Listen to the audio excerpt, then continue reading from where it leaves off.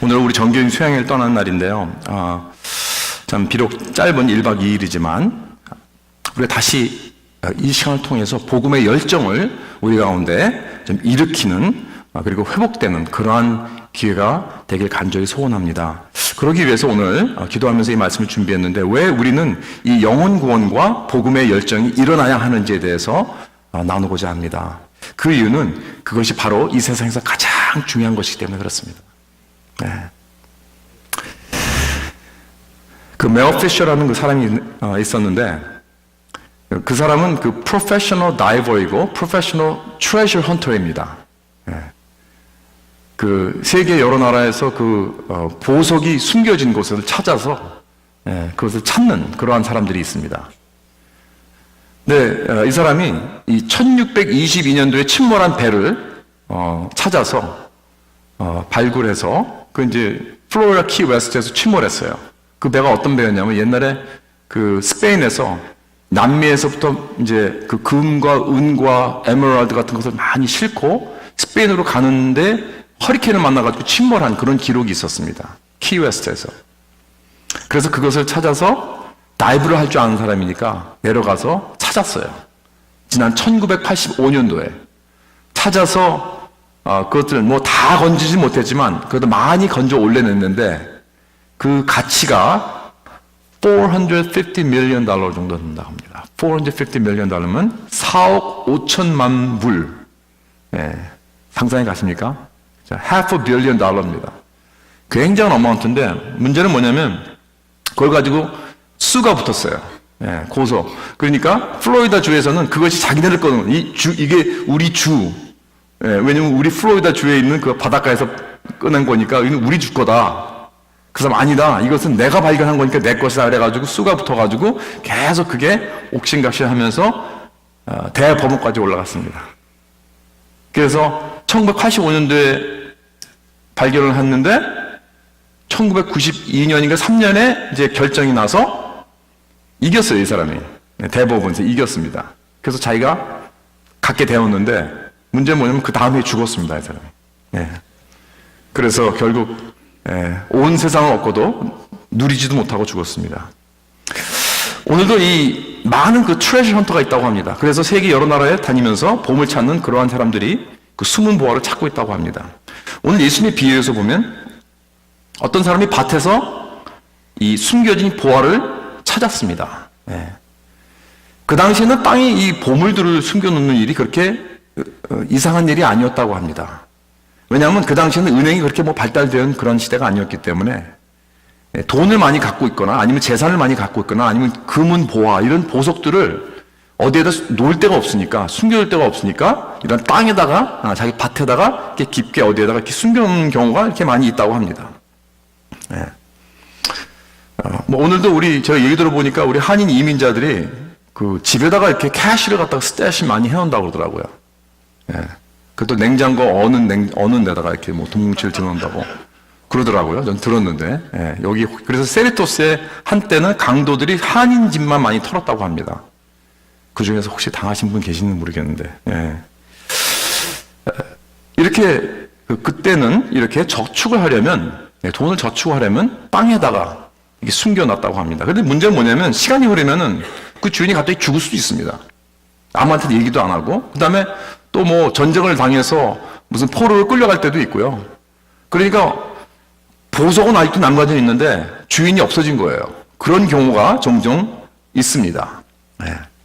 그래서 어떤 사람이 이것을 발견했는데, 아마도 이 사람은 뭐 트레저 헌터는 아닌 것 같고요. 아마 농사꾼이었을 것이다. 그렇게 생각을 하죠. 그래서 밭에서 일을 하다가 보니까 웬일입니까? 어떤 상자를 열게 되었는데 거기에 금, 은, 보화가 다 들어있다는 거예요.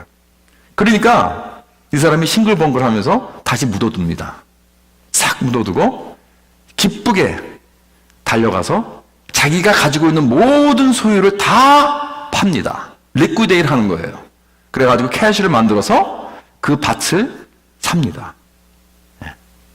그 다음에 두 번째 비유는 거의 다 흡사합니다. 그렇죠? 두 번째 비유는 보물이 진주입니다. 진주. 오늘날은 이 진주가 뭐 그렇게 값이 많이 나가지 나가는 진주가 그렇게 많이 없는데 그 당시에는 진주가 굉장히 귀했다고 그래요. 값이 많이 나갔다고 합니다. 예를 들어서 클레오파트라가 소유하고 있던 진주가 얼마짜리였냐면 2,500만 데나리온이라고 합니다. 그러니까 오늘날 금액으로 말하면 돈으로 환산하면 40억 불이에요. 40억 불. 그러니까 그 당시에 진주가 얼마나 값이 많이 나갔는지 우리가 감히 상상할 수가 있죠. 근데 여기 두 번째 비유에서는 이 좋은 진주를 구하는 이 진주 장사꾼이 값진 진주를 발견했다는 거예요. 이 사람은 진주의 가격을 매기는 사람입니다. 그렇기 때문에 진주를 보면 좋은 진주면 그 가치가 얼마인지 아는 사람입니다. 그래서 이 사람은 이 좋은 진주를 발견을 하고 자기 집에 가서 모든 소유를 다 팔았습니다. 그리고 그것을 샀다는 거예요. 그것도 기쁘게 똑같은 얘기입니다. 그렇죠?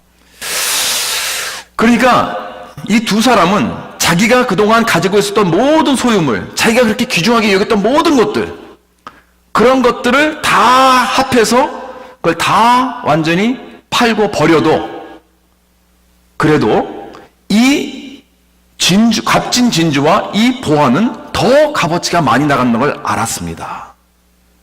왜냐면 이게 더 귀중하기 때문에. 지금 이 스토리를 한번 정리해 보겠습니다. 이 지금 스토리의 그 핵심이 무엇인가? 여러분, 우리가 예수님께서 우리에게 주시는 그 비유의 핵심을 잘 우리가 이렇게 건져야 돼요.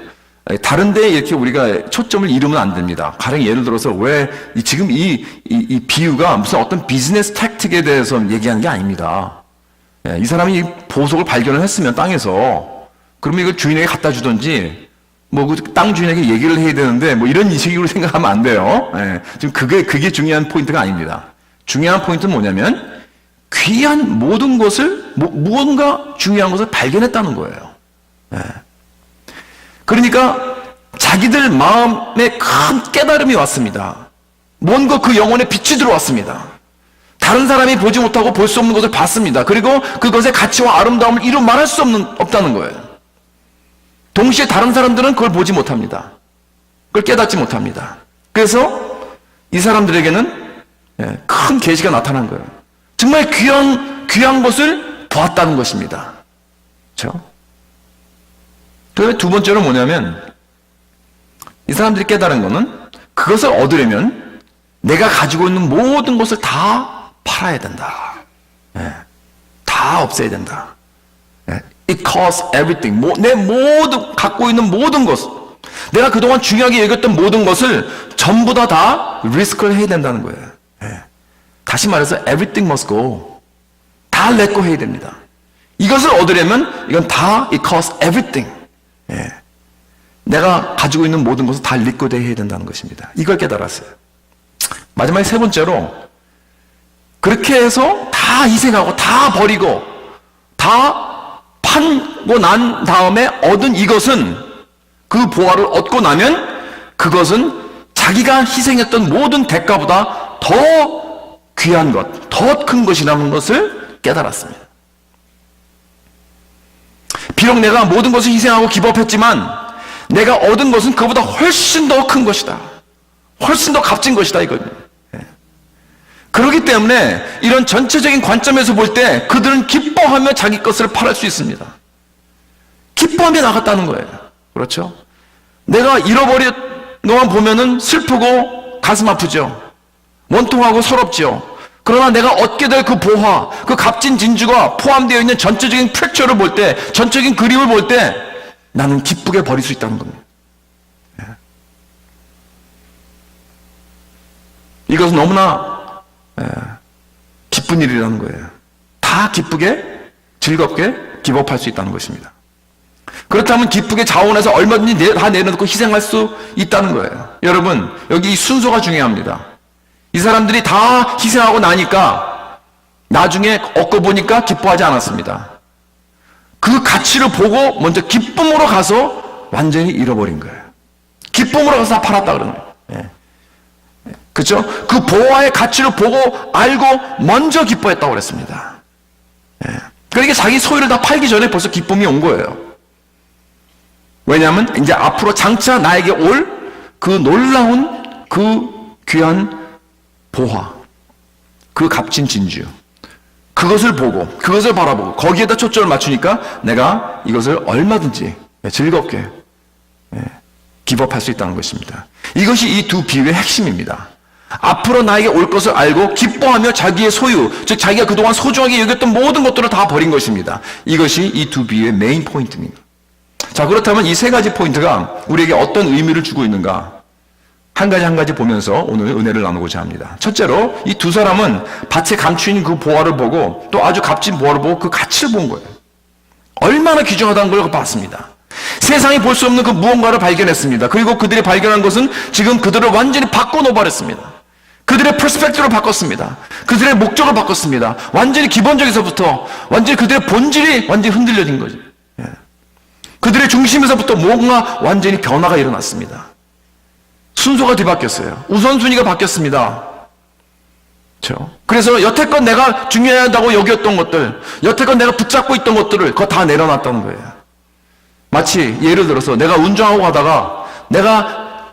가다가 이젠 스탑하고 내가 기법하고 다른 사람하고 운전하라고.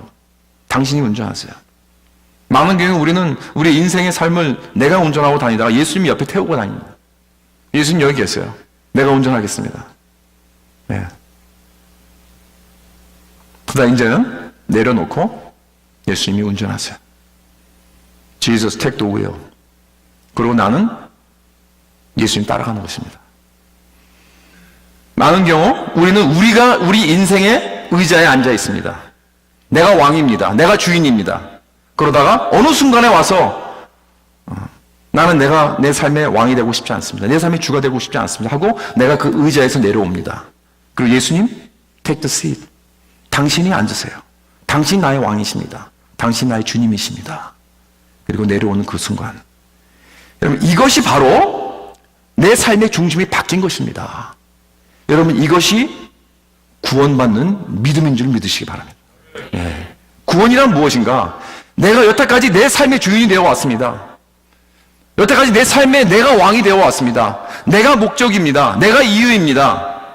내가 내 마음대로 결정하고 내 마음대로 살았습니다. 그러나 이제는 내가 내려오고 예수님, you take the wheel. 예수님, you take the seat.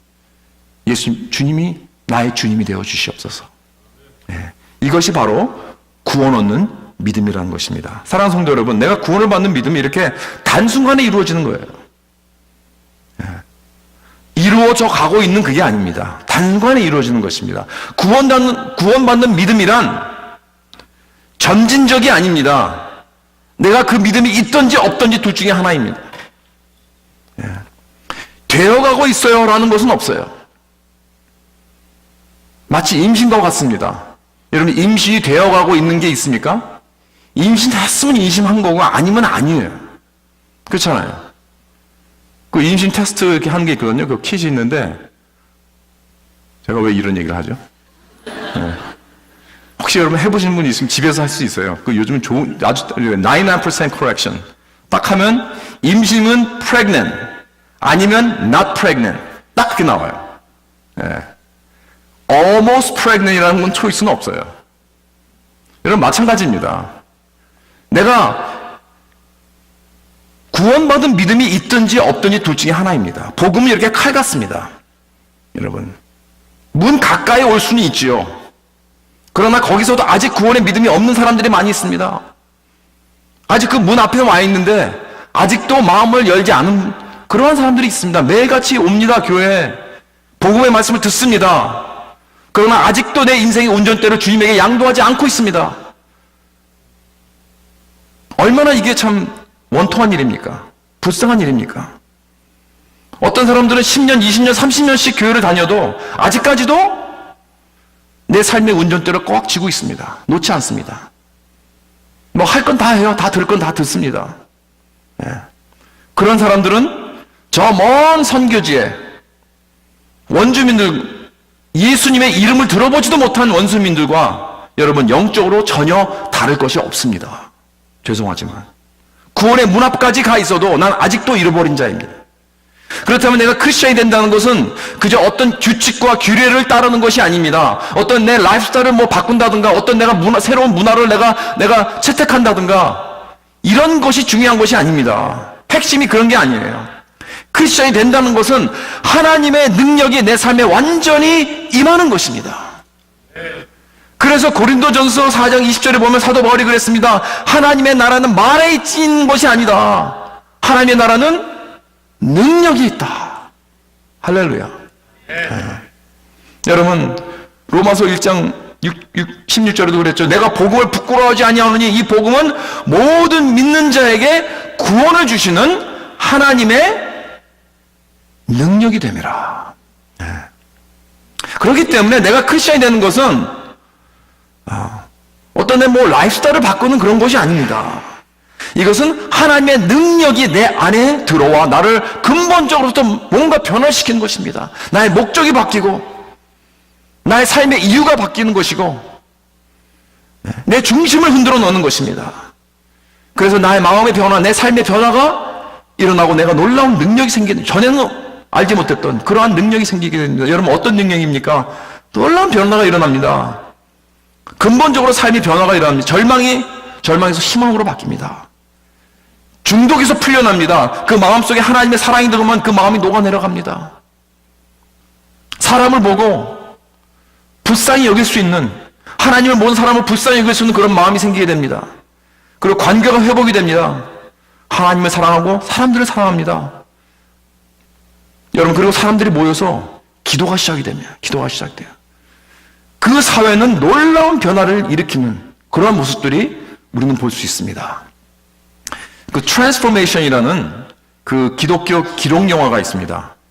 그건 뭘 기록했냐면 이 전 세계에서 이런 부흥 역사가 일어나는 그러한 곳을 가서 그걸 보고 기록한 거예요. 보여주는 거예요.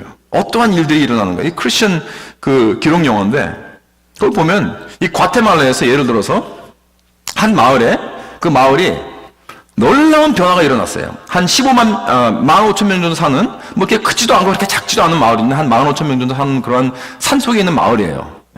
그 마을 이름이 알말롱가라는 그 마을입니다. 그런데 그 마을이 원래는 그 술과 미신과 폭력과 이런 것들이 아주 찌들려 있었던 그러한 곳이었습니다. 그래서 이 모든 그 남자들, 아빠들은 그냥 술청뱅이야, 다 술청뱅이야. 맨날 술 먹고. 그리고 막 집에 오면 맨날 와이프 패고, 애들 패고, 폭력하고. 그리고 무슨 미신 같은 것이 있어가지고 사람들이 다 거기에서 완전히 그냥 홀려 있는 거예요. 그래서 어떤 목사님이 이제 그 작은 교회를 인도하시면서 참 복음을 전하고 그들을 위해서 기도하고 그랬는데 막 핍박이 막 심했습니다. 그럴 때마다 막 몰매 맞고, 그러다가 한 번은 잡혀가지고, 나쁜 사람 잡혀가지고 자꾸 이 크리스천을 이제 핍박하니까 그 사람이 이 목사님을 데리고 죽이려고 총을 대고 입에 집어넣고 방아쇠를 당겼어요. 그런데 딱 소리만 나고 총알이 안 나갔습니다. 그게 기적적으로 살았습니다. 그 후로부터 이제 그 작은 교회 성도들이 모여서 기도를 합니다. 그 마을을 위해서 기도를 합니다. 그랬더니 놀라운 기도의 응답들이 막 일어나기 시작합니다. 병으로 죽어가던 사람들도 기도하니까 막 일어나는 거예요. 미신 종교에서 사람들이 풀려나게 되는 것입니다. 술과 이러한 중독에서 다 풀려나게 되는 거예요. 그러면서 여기저기 사람들이 변화를 받고 교회를 하나둘씩 오기 시작합니다. 그리고 나서 이제 놀라운 부흥의 역사가 막 일어나게 됐는데 나중에 어떻게 되냐면 그 마을의 90% 인구가 예수를 영접하게 됩니다. 그리고 여기저기서 교회들이 막 일어나고, 부흥 있기 전에는 술집이 36개가 있었대요. 36개 술집들이 있었는데 부흥하고 나니까 다 술집이 문 닫고 3개밖에 남지 못했대요.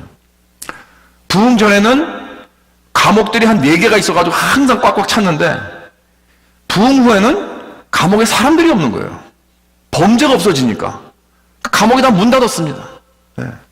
그래가지고 경찰 아저씨가 할 게 없대요. 할 게 없어서 심심해 죽겠대요. 이게 다 인터뷰를 하니까 막 그러는 거예요. 근데요, 이 놀라운 사회적인 변화뿐만 아니라 거기 보면 그 마을이 이 산속 마을이니까 농사 짓는 사람들입니다. 다 농사꾼들입니다. 그런데 부흥 전에는 그 그 마을에서 이게 출산되는 그 출산물이 있잖아요. 농산물이 있는데 농산물이 한 달에 한 4트럭 정도 나갔대요. 4트럭 정도. 아주 강한 동네입니다. 그런데 부흥하고 나니까 일주일에 그 트럭이 40트럭씩 나갑니다. 수출합니다. 농산물이 막 풍년이 막 일어나는데 땅에 막 기름진 땅이 되고 하나님께서 막 해주는데 그 증거를 보여주는데 홍당무가 제 팔만 해요. 그러니까 채소들도 얼마나 크고 싱싱하고 좋은지 이런 역사가 없었다는 거예요. 정말 한번 기회 되면 제가 그 영화를 보여드리고 싶습니다. 이것이 바로 복음이 보여주는 하나님 나라의 능력입니다. 이렇게 복음이 한 영혼에 자리 잡고 한 가족이 자리 잡게 되고 그 마을을 완전히 휩쓰는 그런 놀라운 부흥의 역사가 일어나게 되면 사랑이 없는데 사랑이 일어나고 겸손이 일어나고 용서와 화평이 있습니다. 사람들의 얼굴 모습이 달라집니다. 기쁨이 넘쳐납니다. 어려움이 와도 이기는 능력이 있습니다. 그리고 벌써 그 삶 속에는 생명력이 있습니다. 언어가 달라집니다. 마음 자세가 달라집니다. 마음은 온유하고 겸손한 사람의 마음, 행동도 믿음의 행동이 생기는 겁니다. 이것이 생명력 있는 능력의 삶이 되는 것입니다. 두 번째로 우리가 하나님 나라에 들어가려면 이 사람들이 깨달은 게 뭐냐면 내가 모든 걸 다 팔아야 한다. 이 귀한 값진 진주와 보화를 얻으려면 내가 가지고 있는 모든 걸 다 팔아야 한다. 이걸 깨달은 거예요. 그래서 우리는 하나님의 나라를 들어가야 하면 내가 소중하게 생각했던 모든 것을 다 기법해야 됩니다. 아니 목사님, 하나님 나라는 믿음으로만 들어가는 거 아닌가요? 내가 예수님을 영접하고 난 예수님만 믿겠습니다 하는 고백으로 내가 하나님 나라 들어가는 거 아닌가요? 내가 만약에 내 소유를 다 팔아가지고 들어간다면 그거는 페이하는 거 아닌가요? 그렇죠. 그런 뜻이 아니죠. 물론 믿음으로만 들어갑니다. 그런데 일단 이렇게 믿음으로 하나님 나라에 들어왔다면 그것이 실상 나에게 어떤 의미를 주고 있는가, 내 삶에 어떠한 미닝을 주고 있는가, 내가 어떻게 변화가 돼야 하는 것은 많은 사람들이 잘 모르고 있어요. 그래서 내가 하나님 나라에 들어와도 별 변함없이 옛 모습 그대로 그냥 살아가도 되는 줄 아는 사람들이 많습니다. 그래서 10년, 20년, 30년 교회를 다녀도 변화가 없습니다. 그렇게 오랫동안 교회를 나와도 그의 우선순위는 아직도 내가 소중하게 여기는 것들을 쥐고 있는 거예요. 그걸 놓지 않고 있어요. 아직도 내가 제일 중요하고 내 가족이 제일 중요하고 that's it. 내가 전에 중요하다고 하던 것들을 꼭 쥐고 있습니다. 바로 그것을 여기서 밝혀주고 있는 것입니다. 하나님 나라에 들어간다는 것은 내가 모든 것을 다 팔 수 있다는 것입니다.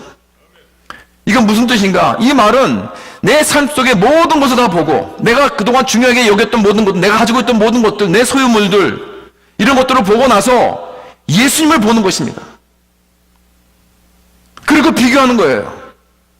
그래서 내가 둘 중에 하나를 선택한다면 내가 여태까지 중요하게 생각했던 모든 것들을 내려놓고 난 예수님을 선택하겠습니다.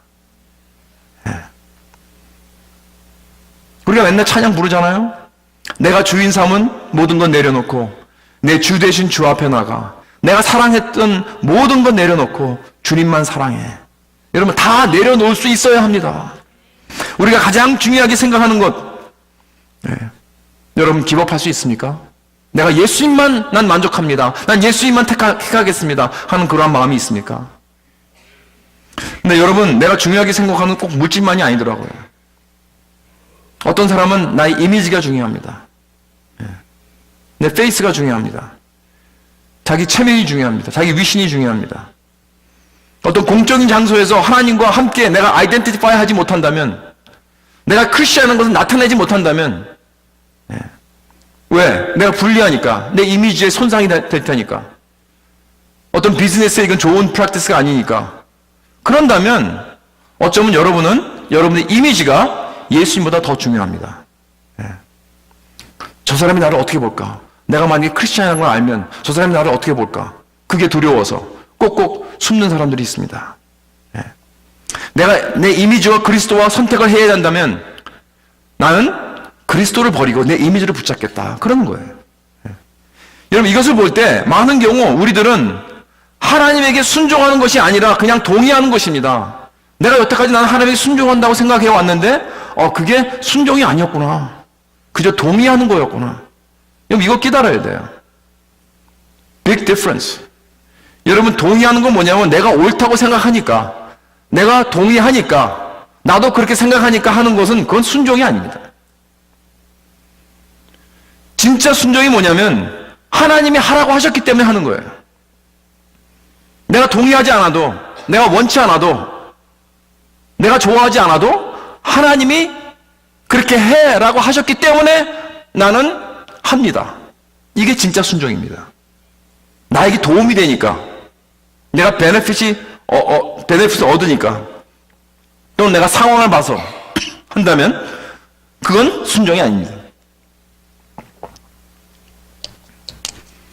진짜 순종은 여러분 조건이 붙지 않습니다. 나를 이렇게 축복해 주시면 나는 순종하겠습니다. 주님께서 나에게 이렇게 도와주셔야 됩니다. 이 부분에서 나를 도와주셔야 돼요. 이 문제를 해결해 주셔야 돼요. 그러면 제가 주님 순종하겠습니다. 여러분 이것은요, 이거 순종이 아니에요. 만약에가 붙으면, 조건이 붙으면 그건 순종이 아닙니다. 왜냐하면 중심이 하나님이 아니라 나이기 때문에 그렇습니다. 어떤 분이 주일날 사업 때문에 교회를 나오지 못하세요. 그래서 제가 좀 교회 좀 나오세요. 어떻게 좀 잘 어레인지를 해가지고. 그랬더니 저한테 뭐라 그러냐면, 하나님이 나에게 축복을 좀 해주셔서 내가 교회를 나올 수 있도록 주일날 좀 축복을 좀 해주셔야지 내가 교회를 나오죠. 그러시더라고요. 예. 그러니까 자기가 교회를 나오지 못하는 것을 하나님에게 블레임하는 거예요. 하나님이 나를 이 사업에 축복을 안 해주시니까 내가 이러지 않느냐, 내가 주일날 이렇게 일해야 되지 않느냐, 이렇게 얘기를 하더라고요. 여러분 그건 순종이 아닙니다. 예. 자기 중심의 생각이죠. 여러분 만약에 if라는 조건으로 이거 해주시면, 이런 조건을 붙이면 벌써 그거는 내가 건강해지면, 아니면 내가 사업에 축복을 받으면, 이런 식으로 또 여러 가지 있겠죠. 내 문제를 해결해 주면, 여러분이 fill in the blank 하십시오. 이것만 해주시면 내가 이렇게 하겠습니다. 이건 무슨 뜻입니까? 이것만 해주시면은 그 자체가 뭡니까? 그게 바로 우상이라는 거예요. 그건 예수님보다 더 중요한 것입니다. 내가 놓지 않겠다는 거예요. 그것만은. 여러분 그것까지도 내려놔야 됩니다. 그래서 완전히 만약에 조건, if 이거 없어야 됩니다. 그거 버리지 않고 쥐고 있겠다는 거 다 우상이에요. 네. 여러분 속지 마십시오. 그런 것들이 있잖아요. 그런 조건들이 있으면 절대로 하나님 나라에 들어가지 못합니다. 속지 마십시오. 내가 하나님 안에 들어가는 조건이 있어요. 그것은 컨디션이 없다는 것입니다. if가 없습니다. 하나님께서 이걸 주시면 이게 없어요.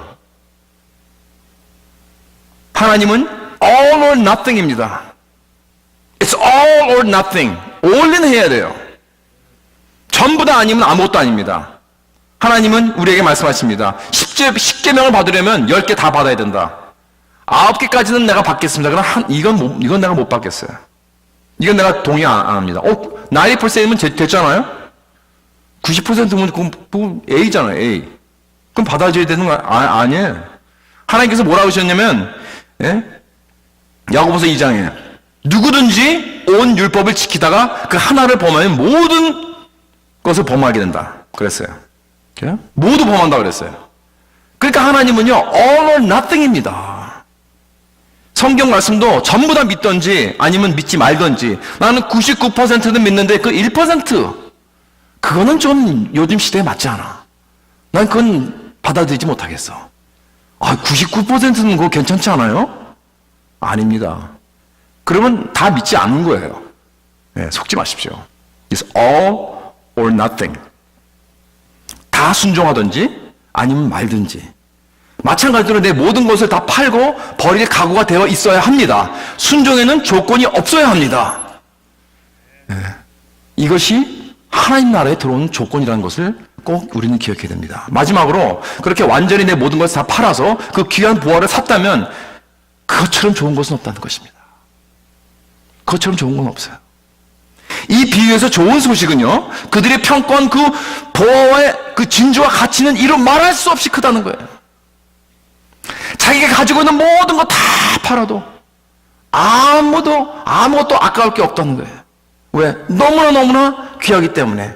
그렇기 때문에 이 사람들은요, 자기들이 가서 팔을 때 기쁘게 팔았어요. 자기들 모든 소유를. 뭐 이걸 내가 팔까 말까, 옥신각신 하면서, 여러분들 그런 경우 있죠. 누구한테 뭘 주고 싶은데, 줄까 말까, 이거 아까운데, 그러면서 막 아주 몸을 비틀면서 막, 이렇게 도네이트 하는 것도, 막 이런 적이, 우리 선교 바자회 하면은 뭐 이렇게 뭐 갖고 오실 때 혹시 그러세요? 이거 너무 이거 좋은 건데, 이거 아까, 줄까 말까, 그렇게 아주 좀 갈등을 하면서 갖고 오세요? 그러지 말라는 거예요. 그러지 말라요. 그러지 말아요. 여러분, 이 사람들은 그러지 않았어요. 미련 없이 그냥 팔았습니다. 어떻게 그렇게 사람들이요, 이 사람들 미쳤다 그랬어요. 너희들은, 너 미쳤다. 너 지금 뭐 하는 거냐? 그렇죠? 조롱했습니다. 사람들은 이해하지 못합니다. 그러나 이 사람들은 그들의 마음은 놀라운 그 가치의 보화와 진주에 있었다는 거예요. 그것만을 생각하고 있었어요. 사랑하는 성도 여러분, 바로 이것이 이 땅에 사는 모든 크리스찬들의 믿음의 삶인 줄 믿으시기 바랍니다. 여러분, 이 땅에 있는 것 여러분 미련 두지 마십시오. 우리의 포커스는, 우리의 초점은, 우리의 마음은 저 천국입니다. 그 보화입니다. 예수 그리스도입니다. 그럴 때 우리는요, 여기 있는 거 그렇게 붙잡고 있을 수 있어 필요가 없는 거예요. 언제든지 렛고 할 수 있습니다. 여러분, 사도 바울이 이렇게 고백했어요. 내가 수고를 넘치도록 하고 옥에 갇히기도 더 많이 하고 매도 수없이 맞고 여러 번 죽을 뻔하였으니 유대인들에게 40에서 하나 감한 매를 5번 맞았으며 3번으로 태장으로 맞고 1번으로 돌로 맞고 3번 파송하고 주야를 깊은 바다에서 지냈으며 여러 번 여행하면서 강의 위험과 강도의 위험과 동족의 위험과 이방인의 위험과 시내의 위험과 광야의 위험과 바다의 위험과 거짓 형제 중의 위험을 당하고 또 수고하며 애쓰고 여러 번 자지 못하고 줄이며 목마르고 여러 번 굶고 춥고 헐벗었노라. 여러분, 이것이 보화와 진주의 예수를 위하여 사도 바울이 당하는 고난입니다. 여러분, 그럴 필요 없었어요. 사도 바울은요, 얼마나 그 사람이 잘 나간 사람이었는데. 그 사람은 오늘날 같으면요, 하버드 디그리 한 여러 개 있는 사람이었습니다. 너무나 앞으로 장래가 촉망한 그런 사람이었습니다.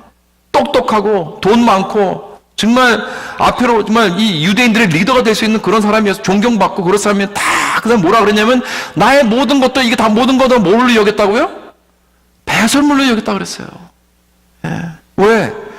예수 그리스도를 바라고 그 제일 값진 진주, 그 이런 말할 수 없는 그 놀라운 그 존귀한 예수 그리스도를 바라보니까 이 모든 것들이 다 완전히 배설물 같이 보였다. 그거예요. 여러분, 그가 바라보고 있는 영광, 이거죠. 그렇죠? 두 사람들의 보화와 진주와 같은 것입니다. 그러니까 사도 바울이 뭐라 그랬냐면 내가 생각하건대 현재의 고난은 장차 우리에게 나타날 영광과 좋게 비교할 수 없다 그랬습니다. 이 어디서 나온 결론입니까? 어떻게 얻은 결론입니까? 사도 바울이 생각했는데 그래. 영어로는 I reckon 그랬어요. 그건 뭐냐면 재봤다는 거예요. 세어봤다는 거예요. 가격을 매겨봤다는 거예요. 여러분, 우리가 세어보고 좀 매기고 재보고 계산해보는 거 필요합니다. 그러니까 내가 가지고 있는 것 한번 계산해 보세요. 얼마큼 애랍하는지. 여러분이 가지고 있는 소유물들 얼마나 귀중한지 한번 계산을 해보세요. 세보세요. 더 해보세요. I reckon 다 해봤더니, 그리고 난 다음에 예수 그리스도를 바라봤더니 이거 완전히 배설물이야. 이렇게 결론이 되는 거예요. 여러분, 예수 그리스도의 존귀함과 거룩함과 아름다움과 그 가치와 비교해 보라고. 우리는 이 훈련을 맨날 해야 됩니다. 그럴 때 우리도 사도 바울과 같은 그런 결론을 내릴 줄 믿습니다. 여러분, 우리 귀중한 것을 우리가 위한다면 우리는 웬만한 거 다 기법할 수 있습니다. 제가 여쭤볼게요. 여러분, 1,000불이 비싼 겁니까? 1,000불짜리. 비쌉니까? 안 비쌉니까? 1,000불 그러면. 예? 비싸요? 뭔지 알고 비싸요? 좀 성질도 급하시네. 뭔지 알아야 비싸요, 안 비싸요, 그러죠. 예. 물론 제가, 여기, 제가 가지고 있는, 펜을 가지고, 이거 1,000불짜리예요. 그럼 비싸죠. 그렇죠? 그런데 만약에 제가 여러분한테, 머세디스 벤츠 좋아하시죠? 450. 예. 얼마 가격 나갔는지 모르겠는데, 누가 아주 브랜드 뉴 머세디스 벤츠를 1,000불에 팔겠다고. 브랜드 뉴. 그러면 비싸요, 싸요? 그래도 비싸요? 굉장히 공짜 좋아하시네. 싸죠. 그러니까 이게 뭐냐면 여러분 생각해 보세요. 지금 돈이 얼마가 많고 그게 중요한 게 아니고 그 무엇이 그 띵이 얼마나 값어치가 있느냐 없느냐 그게 중요한 겁니다. 그렇지 않습니까? 내가 이게 1,000불 가지고 머세디스 벤츠를 살 수 있다면은 저는 돈이 없어도 어디 가서 꼬워서 와서라도 전 살 것 같아요. 그렇지 않습니까? 여러분 1,000불, 2,000불, 10만 불, 100만 불 그건 비싼 게 아닙니다. 단 무엇이 중요하냐는 거죠. 무엇이냐가 중요합니다. 내가 이제 예수 그리스도를 소유하기 위해서 내가 가지고 있는 것 전부 다 팔아야 한다면 여러분 그 보배는 전혀 비싼 건 아닙니다. 그렇지 않습니까? 우린 보배를 보고 그 가치를 알아야 됩니다. 자꾸 죄 보고 세워보고 카운트를 해보세요. 여러분 우리 교회가 맨날 교회에 여러분들 나오셔서 예배 드리는 이유도 바로 그겁니다. 왜 예배 드리니까? 카운트하는 거예요. 일주일 동안 내가 이 세상에 살면서 내가 이 세상과 열심히 일해서 돈 벌고 그러면서 교회에 와서 복음의 말씀을 듣고 예수 그리스도의 존귀하심과 그 아름다우심을 내가 다시 한번 만끽하고 다시 한번 내가 카운트를 하는 것입니다. 무엇이 더 중요한가? 무엇이 더 존귀한가? 무엇이 더 아름다운가? 카운트하는 그 버릇을 우리는 키워야 됩니다. 그 디스플린이 있어야 돼요. 매일같이 일어나서 시작하기 전에 여러분 카운트하세요. 말씀을 통해서 카운트하고 자기 전에 카운트하고 예수 그리스도의 그 아름다움을 카운트하세요. 그 귀중함을 보고 카운트하는 것입니다. 언제까지 카운트하는 거예요? 내가 이렇게 고백할 수 있을 때까지. 이 세상에서 내가 이것을 놓치게 할 만한 그 가치 있는 것은 이 세상에 아무것도 없다. 이것보다 더 중요한 것은 이 세상에 없다. 심지어는 내 아내도 아니요, 내 자녀들도 아니다, 내 이미지도 아니다. 여러분 이렇게 우리는 예수님께 이끌려야 됩니다. 예수님을 기뻐하고 즐거워하고 예수님께 완전히 우리는 매혹되어야 됩니다. 우리들의 문제는 바로 이거예요. 우리가 회개할 것은 내가 지난주에 거짓말했기 때문에, 내가 지난주에 사기쳤기 때문에, 물론 이것도 회개해야 되지만 이게 중요한 게 아닙니다. 이것보다 더 중요한 게 있어요. 여러분, 내가 하나님의 율법을 어긴 것, 그것보다 더 중요한 회개가 있습니다. 내 마음에 이렇게 예수가 가득 차 있지 않다는 것입니다.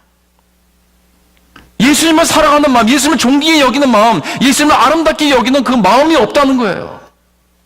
주님만을 즐거워하며 주님만을 기뻐하지 않는 그러한 삶을 우리는 회개해야 됩니다. 나를 이렇게 사랑하신 주님을 사랑하지 않는 것이 가장 큰 죄입니다. 그것은 회개하지 않고 이것저것 그냥, 물론 그런 것들도 잘못한 것들을 회개해야 되지만, 여러분 we're missing the big picture. 우리는 가장 중요한 걸 좀 미스하고 있어요. 사랑하는 성도 여러분, 내가 소유한 것 모든 것 다 기법하여 모든 것을 얻는 저와 여러분 되실 걸 주님의 이름으로 축원합니다. 여러분, 내가 세상을 얻고도, 내가 온 천하를 얻고도 내 목숨을 잃으면 무슨 소용이 있겠습니까?